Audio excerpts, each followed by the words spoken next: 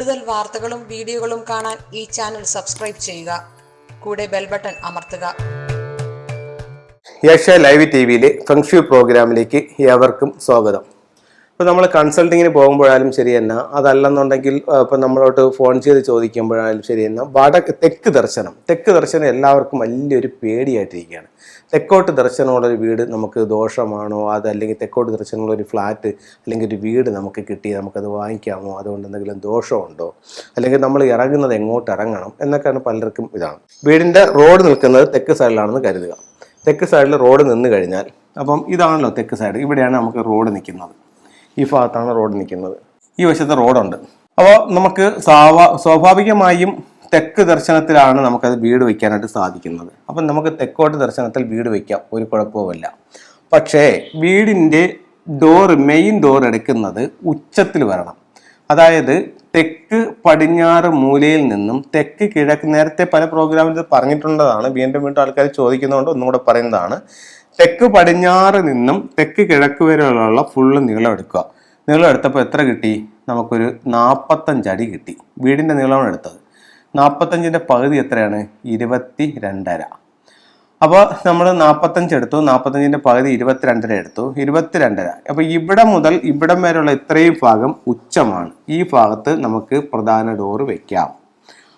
എന്നിട്ട് ചിലർക്ക് തെക്കോട്ട് ഭൂമിയിലേക്ക് ഇറങ്ങുന്നത് കിഴക്കോട്ട് അല്ലെങ്കിൽ പടിഞ്ഞാറോട്ട് നോക്കി ഇറങ്ങാനാണ് വാസ്തുവിൽ പറയുന്നത്. അപ്പോൾ അങ്ങനെയാണെന്നുണ്ടെങ്കിൽ ഇവിടെ നിന്ന് നമുക്ക് ദർശനം കൊടുത്തിട്ട് ഇവിടെ നമ്മളിപ്പോൾ ഒരു സിറ്റൗട്ട് കൊടുത്തെന്ന് കരുതുക. സിറ്റൗട്ട് കൊടുത്തിട്ടെന്ന് പറഞ്ഞു കഴിഞ്ഞാൽ, ഒന്നുകിൽ നമുക്ക് ഇവിടെ മെയിൻ ഡോർ കൊടുത്തിട്ട് ഇവിടെ നിന്ന് ഇറങ്ങാം, ഇവിടെ നിന്ന് നേരെ ഇറങ്ങി ഈ ഉച്ചത്തിലേക്ക് ഇറങ്ങാം, കിഴക്കോട്ട് ഇറങ്ങാം. മനസ്സിലായില്ലേ? അപ്പോഴത്തേക്കും നമ്മൾ മണ്ണിലേക്ക് ഇറങ്ങുന്നത് എവിടെ നിന്നാണ്? കിഴക്കോട്ടാണ് മണ്ണിലേക്ക് ഇറങ്ങുന്നത്. അല്ല, ഇവിടെ നിന്നാണ് നമ്മൾ ഡോറ് കൊടുക്കുന്നത്.